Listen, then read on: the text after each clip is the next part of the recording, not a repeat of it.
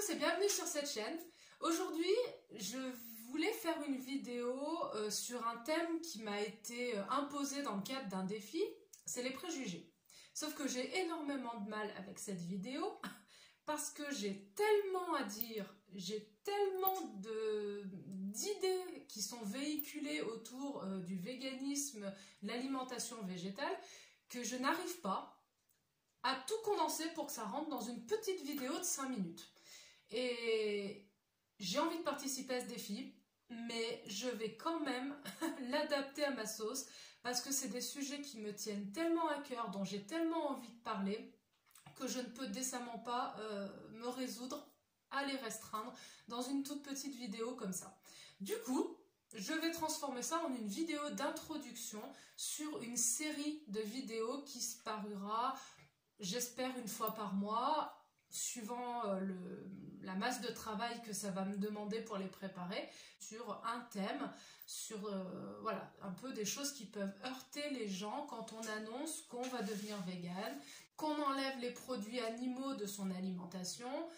Il se véhicule tout un tas de choses et franchement, ça me tient à cœur de les aborder et de les aborder avec précision, avec de la recherche, avec du contenu de qualité.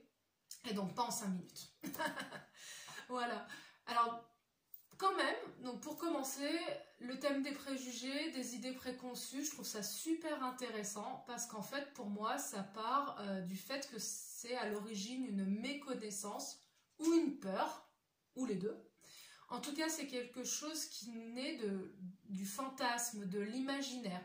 Ça part pas sur du concret. Ça part éventuellement sur des expériences vécues, qui amène à penser les choses d'une certaine façon, mais une idée préconçue, c'est vraiment une représentation et c'est pas concret.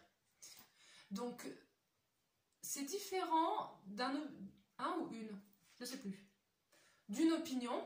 Une opinion, c'est quelque chose de mûri, d'argumenté, de concret, donc là, il n'y a pas de souci, chacun peut avoir ses opinions. Les idées préconçues, c'est, pour vous donner un exemple, mais alors, concret de chez concret, il y a 2 mois, je me suis pété la jambe. Ça arrive à tout le monde, enfin à plein de gens. Une semaine, 10 jours après, ma collègue se pète l'épaule. Bon, pareil, ça arrive. Et quand j'annonce, en général, à mon entourage, peu importe, que je me suis pété la jambe, la première réaction qui vient du cœur des personnes à qui je donne cette information, c'est « Oh !» Mais ça, c'est parce que tu manges pas assez de viande. Alors, pas assez, pas du tout.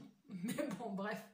Voilà. Donc, ce qui vraiment est sorti des tripes des gens, et j'ai trouvé ça formidable, c'est parce que je mange mal, d'après eux.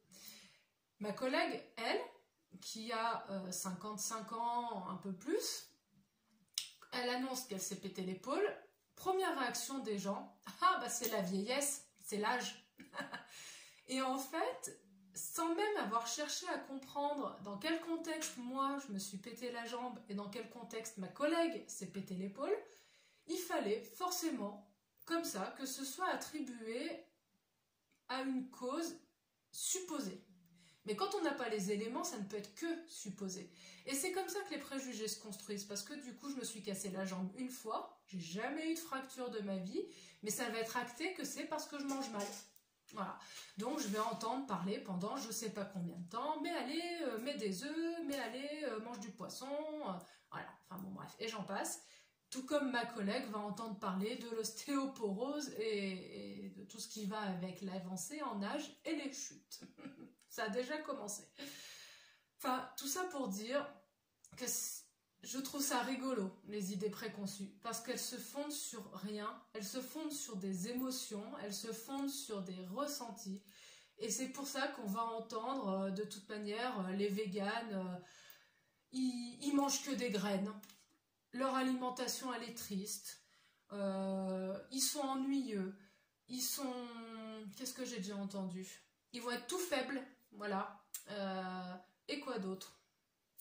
Ils sont carencés, ah oui alors ça, ils sont carencés en tout.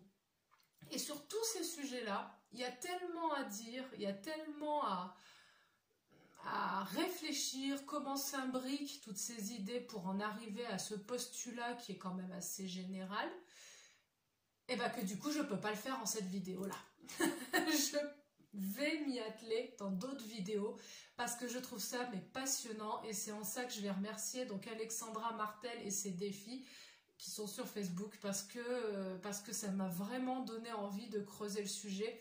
Voilà, moi j'adore tout cet aspect un petit peu compréhension, comment l'être humain fonctionne, et ça fera donc l'objet d'un travail, parce que ça nécessite quand même pas mal de recherche. L'idée c'est pas de vous balancer des vérités sans les étayer, enfin des vérités, des faits sans les étayer. Donc voilà, du coup ce sera ma participation du jour. La vidéo qui devait sortir demain avec c'était donc un menu vegan à moins de 2 €. Comme là je suis sur le défi jusqu'à samedi, du coup cette vidéo je vais la programmer pour dimanche. Voilà, je vais la décaler un petit peu, mais ça n'empêche pas que mardi on se retrouve pour les menus de la semaine qui suivra. Je vous dis à très vite et bonne fin de journée. Bye bye.